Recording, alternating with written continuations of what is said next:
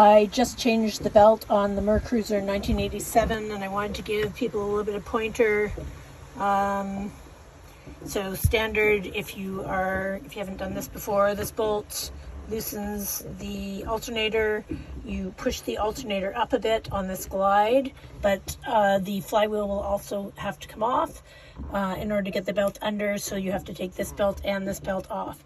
In order to get those belts off, you have to remove this engine mount right here, which is these two bolts. One bolt, two bolts.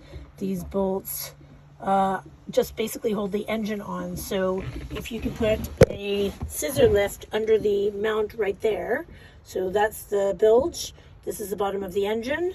If you can put a scissor lift right under here just to stabilize the engine while you are taking off the two engine mount bolts, this spacer right here actually comes loose and comes off. So then you can actually get the belt off, and you can see that the belt is good and tight now.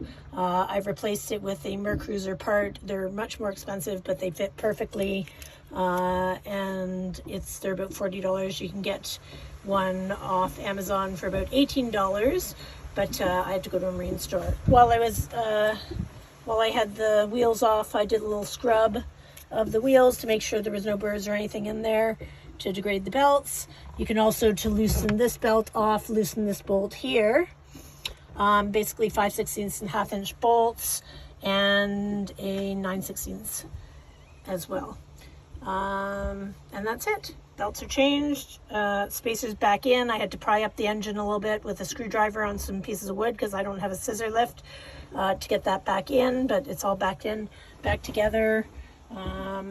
Other things that I'm doing on the engine, I'm going to fill up the hydraulic fluid.